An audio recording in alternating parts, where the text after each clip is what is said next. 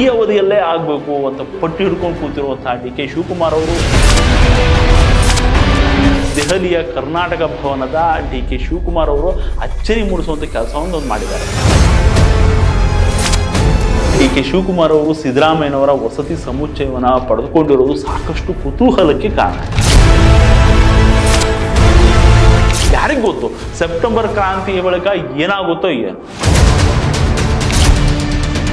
ಶಾಸಕರ ಮ್ಯಾರಥಾನ್ ಸಭೆ ನಡೆಸುತ್ತಿರುವಂತಹ ಸುರ್ಜೇವಾಲಾ ಅವರಿಗೆ ಎಲ್ಲ ಗೊತ್ತಿದೆ.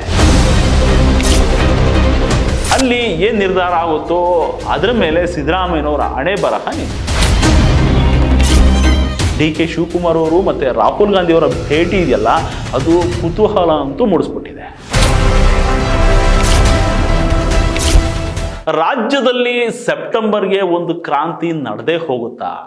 5 ವರ್ಷ ನಾನೇ CM ಅನ್ನೋ ಭ್ರಾಂತಿಯಿಂದ CM ಸಿದ್ದರಾಮಯ್ಯನವರು ಹೊರಗಡೆ ಬಂದೇ ಬಿಡ್ತಾರ?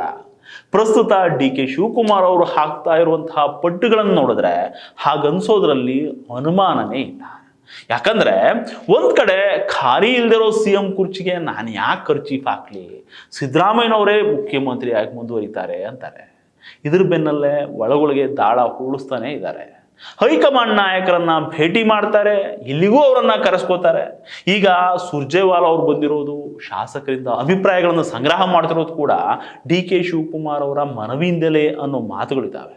ಇದ್ರ ನಡುವೆ ದೆಹಲಿಗೆ ಹೋಗಿದ್ದಾರೆ ಡಿ ಕೆ ಶಿವಕುಮಾರ್ ಅವರು. ದೆಹಲಿ ನಾಯಕರನ್ನ ಮೀಟ್ ಮಾಡಿ ಮತ್ತೊಮ್ಮೆ ಅಧಿಕಾರ ಹಂಚಿಕೆ ವಿಚಾರವನ್ನ ನಾಯಕರ ಕಿವಿಗೆ ಹಾಕಿ ಬರ್ತಾರೆ. ಇನ್ನೊಂದು ಕಡೆ ಸಿದ್ದರಾಮಯ್ಯನವರು ಕೂಡ ದೆಹಲಿಯಲ್ಲೇ ಇದ್ದಾರೆ. ಇವರು ಕೂಡ ಹಕ್ಕು ಮಂಡನೆ ಮಾಡ್ತಿದ್ದಾರೆ ಅನ್ನೋ ಸುದ್ದಿ ಇದೆ. ಇದೆಲ್ಲದರ ಬಗ್ಗೆ ಡೀಟೇಲ್ ಮಾತಾಡೋಣ. ಇದು national TV special wide angle. ನಾನು ಮಂಚು ಬಾಣಗೆರೆ. ಡಿ ಕೆ ಶಿವಕುಮಾರ್ ಅವರು ದೆಹಲಿಗೆ ಹೋಗಿದ್ದಾರೆ ಅನ್ನೋದೇನೋ ಸರಿ, ಆದರೆ ಈ ಬಾರಿ ಇನ್ನೊಂದು ರೀತಿಯ ಆಟ ಆಡಿದ್ದಾರೆ. ಅದೇನು ಅಂದರೆ ಪ್ರಿಯಾಂಕಾ ಗಾಂಧಿ ಅವರನ್ನ ಭೇಟಿ ಮಾಡಿ ಮಾತುಕತೆ ನಡೆಸಿದಾರಂತೆ.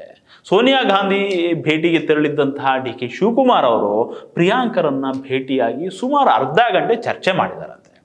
ಈ ಟೈಮಲ್ಲಿ ಇಬ್ಬರ ನಡುವೆ ಏನು ಚರ್ಚೆ ಆಗಿದೆ ಅನ್ನೋದು ಗುಟ್ಟಿನ ವಿಚಾರವಾಗಿದ್ರು ಕೂಡ ಅಧಿಕಾರ ಹಂಚಿಕೆಯ ವಿಚಾರವನ್ನೇ ಚರ್ಚೆ ಮಾಡಿರ್ತಾರೆ ಅಂತ ಹೇಳಲಾಗ್ತಾ ಇದೆ.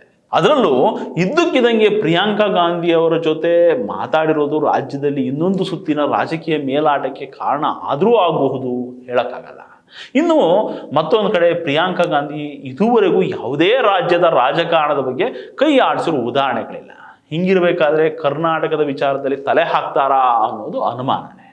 ಶತಾಯಗತಾಯ ಮುಖ್ಯಮಂತ್ರಿ ಆಗಬೇಕು, ಅದರಲ್ಲೂ ಈ ಅವಧಿಯಲ್ಲೇ ಆಗಬೇಕು ಅಂತ ಪಟ್ಟು ಹಿಡ್ಕೊಂಡು ಕೂತಿರುವಂತಹ ಡಿ ಕೆ ಶಿವಕುಮಾರ್ ಅವರು ಲಾಬಿಗಳನ್ನು ವರಸೆಗಳನ್ನು ಬದಲಾಯಿಸ್ತಲೇ ಇದ್ದಾರೆ.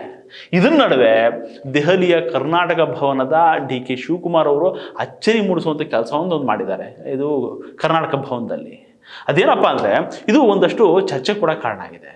ಅದೇನು ಅಂದರೆ ದೆಹಲಿಯ ಕರ್ನಾಟಕ ಭವನದಲ್ಲಿ ಮುಖ್ಯಮಂತ್ರಿಗೆ ಅಂತಲೇ ಒಂದು ಕೊಠಡಿ ರಿಸರ್ವ್ ಆಗಿರುತ್ತೆ. ಯಾರು ಮುಖ್ಯಮಂತ್ರಿ ಆಗ್ತಾರೋ ಅವರು ಅದನ್ನು ಬಳಸ್ಕೊಳ್ತಾರೆ. ಆದರೆ ಸಿದ್ದರಾಮಯ್ಯ ಅವ್ರಿಗಂತಲೇ ಮೀಸಲಾಗಿಟ್ಟಿರುವಂತಹ ಸಮುಚ್ಚಯದಲ್ಲಿ ಉಪಮುಖ್ಯಮಂತ್ರಿ ಡಿ ಕೆ ಶಿವಕುಮಾರ್ ಅವರು ವಾಸ್ತವ್ಯ ಹೂಡಿ ತಮ್ಮ ದರ್ಬಾರ್ ಮಾಡ್ತಿದ್ದಾರೆ ಅಂತ ಹೇಳಲಾಗ್ತಾ ಇದೆ.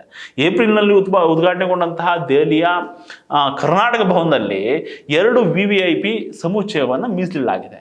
ಇದರ ಪೈಕಿ ಒಂದನ್ನು ಮುಖ್ಯಮಂತ್ರಿಗೆ ಅಂತಲೇ ಕಾಯ್ದಿರಿಸಲಾಗಿದೆ. ಕರ್ನಾಟಕ ಭವನದ ಉದ್ಘಾಟನೆ ದಿನ ಮುಖ್ಯಮಂತ್ರಿ ಸಿದ್ದರಾಮಯ್ಯನವರು ಅಲ್ಲೇ ಉಳ್ಕೊಂಡಿದ್ರಂತೆ. ಆದರೆ ಶೌಚಾಲಯ ತುಂಬ ಇಕ್ಕಟ್ಟಾಗಿದೆ ಅಂತೆ, ರಾತ್ರಿ ಚೆನ್ನಾಗಿ ನಿದ್ದೆನೇ ಮಾಡಲಿಲ್ವಂತೆ. ಇದರಿಂದ ಅಲ್ಲಿ ತಂಗೋದನ್ನು ನಿಲ್ಲಿಸ್ಬಿಟ್ಟಿದ್ದಾರೆ ಸಿದ್ದರಾಮಯ್ಯನವರು.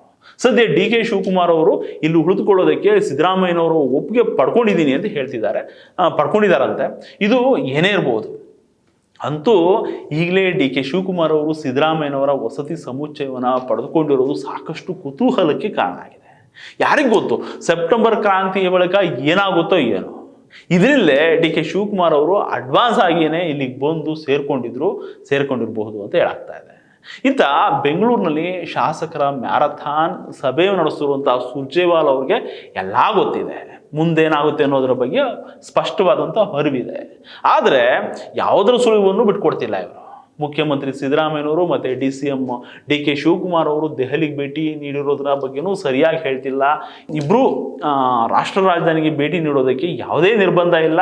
ಕೇಂದ್ರ ಸರ್ಕಾರ ಕರ್ನಾಟಕದ ವಿರುದ್ಧ ತಾರತಮ್ಯ ಮಾಡಿದಂಗೆ ಮನವೊಲಿಸೋದಕ್ಕೆ ಹಾಗಾಗಿ ದೆಹಲಿಗೆ ಭೇಟಿ ಕೊಡ್ತಾರೆ, ಇದಕ್ಕೆ ಬೇರೇನೂ ಅರ್ಥ ಇಲ್ಲ ಅಂತ ಹೇಳ್ತಿದ್ದಾರೆ. ಆದರೆ ಒಂದಂತೂ ಸತ್ಯ, ಇಲ್ಲಿ ಶಾಸಕರಿಂದ ಏನು ವರದಿ ತಗೊಳ್ತಾರೋ ಆ ಫೈಲು ಹೈಕಮಾಂಡ್ ನಾಯಕರ ಟೇಬಲ್ ಮೇಲೆ ಹೋಗೋದು ಪಕ್ಕ. ಅಲ್ಲಿ ಏನು ನಿರ್ಧಾರ ಆಗುತ್ತೋ ಅದರ ಮೇಲೆ ಸಿದ್ದರಾಮಯ್ಯನವರ ಹಣೆ ಬರಹ ನಿಂತಿದೆ. ಇನ್ನು ಇನ್ನೊಂದು ಮೂಲದ ಪ್ರಕಾರ ಈ ಮುಖ್ಯಮಂತ್ರಿ ಬದಲಾವಣೆ ವಿಚಾರ ಆಲ್ಮೋಸ್ಟ್ ಈ ತಿಂಗಳು ಒಳಗೆ ಮುಗಿದೋಗ್ಬಿಡುತ್ತೆ ಅಂತ ಹೇಳಲಾಗ್ತಾ ಇದೆ.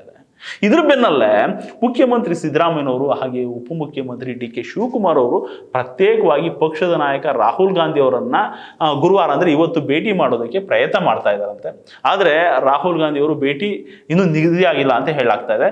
ಮೂಲಗಳ ಪ್ರಕಾರ ಬಿಹಾರ ಪ್ರವಾಸದಲ್ಲಿರುವಂತಹ ರಾಹುಲ್ ಗಾಂಧಿ ಅವರು ಇವತ್ತು ಅಂದರೆ ಗುರುವಾರ ಇವತ್ತು ದೆಹಲಿಗೆ ಹಿಂದಿರುಗಿದ್ರೆ ವಾಪಸ್ ಬಂದರೆ ಇಬ್ಬರನ್ನು ಪ್ರತ್ಯೇಕವಾಗಿ ಭೇಟಿಯಾಗುವ ಸಾಧ್ಯತೆಗಳಿದ್ದಾವೆ. ಆದರೆ ಇಲ್ಲೇನಾಗುತ್ತೆ ಅನ್ನೋದೇ ಕುತೂಹಲ ಆಗಿರೋದು. ಇಲ್ಲಿ ಇನ್ನೊಂದು ಏನಾಗಿದೆ ಅಂತಂದ್ರೆ ಸಿದ್ದರಾಮಯ್ಯನವರು ತುಂಬಾ ಬೇಸರದಲ್ಲಿದ್ದಾರಂತೆ. ಇದಕ್ಕೆ ಕಾರಣ ಅಂದ್ರೆ ಪದೇ ಪದೇ ನಾಯಕತ್ವ ಬದಲಾವಣೆ ವಿಚಾರ ಮುನ್ನೆಲೆಗೆ ಬರ್ತಾ ಇರೋದು. ಇದರಿಂದ ಇವರಿಗೆ ಸಾಕು ಅನ್ನಿಸ್ಬಿಟ್ಟಿದೆಯಂತೆ. ಇನ್ನು ಇದಕ್ಕೆ ಕೆಲವು AICC ನಾಯಕರು ಕೂಡ ಪ್ರೋತ್ಸಾಹ ಕೊಡ್ತಾ ಇದ್ದಾರಂತೆ. ಇದರಿಂದ ಈ ನೋವನ್ನ ರಾಹುಲ್ ಗಾಂಧಿ ಅವ್ರ ಮುಂದೆ ಹೇಳಿಕೊಂಡು ಪರಿಹಾರ ಕೇಳೋ ಮಾತುಗಳು ಕೇಳಿ ಬರ್ತಿದ್ದಾವೆ ಸಿದ್ದರಾಮಯ್ಯನವರಿಂದ. ಇದೇ ವೇಳೆ ಉಪಮುಖ್ಯಮಂತ್ರಿ ಡಿ.ಕೆ. ಶಿವಕುಮಾರ್ ಅವರು ಕೂಡ ರಾಹುಲ್ ಗಾಂಧಿ ಅವರನ್ನ ಪ್ರತ್ಯೇಕವಾಗಿ ಭೇಟಿ ಮಾಡಲಿದ್ದಾರಂತೆ. CM ಮತ್ತೆ ರಾಹುಲ್ ಗಾಂಧಿಯ ಭೇಟಿ ಅಷ್ಟು ಪ್ರಾಮುಖ್ಯತೆ ಪಡೆದುಕೊಳ್ಳದೆ ಇದ್ರೂ ಕೂಡ ಡಿ.ಕೆ. ಶಿವಕುಮಾರ್ ಅವರು ಮತ್ತೆ ರಾಹುಲ್ ಗಾಂಧಿ ಅವರ ಭೇಟಿ ಇದೆಯಲ್ಲ ಅದು ಕುತೂಹಲ ಅಂತೂ ಮೂಡಿಸ್ಬಿಟ್ಟಿದೆ. ಇನ್ನು ರಾಜಧಾನಿಯಲ್ಲಿ ಇರುವಂತಹ ಸುರ್ಜೇವಾಲಾ ಅವರು, ಬೆಂಗಳೂರಲ್ಲಿರುವಂತಹ ಸುರ್ಜೇವಾಲಾ ಅವರು ಕೂಡ ದೆಹಲಿಗೆ ವಾಪಸ್ ಹೋಗ್ತಾರೆ. ಇವರು ಕೂಡ ರಾಹುಲ್ ಗಾಂಧಿ ಅವರನ್ನ ಭೇಟಿಯಾಗಿ ಶಾಸಕರ ಜೊತೆ ನಡೆಸಿರುವಂತಹ ಮಾತುಕತೆಗಳ ವಿಚಾರವನ್ನ ಅಪ್ ಟು ಡೇಟ್ ಕೊಡ್ತಾರೆ. ಇದನ್ನ ರಾಹುಲ್ ಗಾಂಧಿ ಅವರು ಕಂಪ್ಲೀಟ್ ಅವಲೋಕನ ಮಾಡಿ ಸಚಿವರು ಹಾಗೆ ಶಾಸಕರ ಜೊತೆ ಮುಂದೆ ಯಾವ ರೀತಿ ಒಡನಾಟ ಇಟ್ಕೋಬೇಕು, ಪಕ್ಷ ಸಂಘಟನೆ ವಿಚಾರದಲ್ಲಿ ಏನೆಲ್ಲ ನಿಲುವನ್ನು ತಗೋಬೇಕು ಅನ್ನೋದ್ರ ಬಗ್ಗೆ ಚರ್ಚೆ ಮಾಡ್ತಾರಂತೆ. ಇದೆಲ್ಲದರ ಜೊತೆಗೆ ನಾಯಕತ್ವ ಬದಲಾವಣೆ ವಿಚಾರ ಖಂಡಿತ ಚರ್ಚೆ ಬಂದೇ ಬರುತ್ತೆ. ಆದರೆ ಇದು ಏನಾಗುತ್ತೆ ಅನ್ನೋದು ಮಾತ್ರ ಸದ್ಯಕ್ಕೆ ಗೊತ್ತಾಗಲ್ಲ. ನಮಸ್ಕಾರ.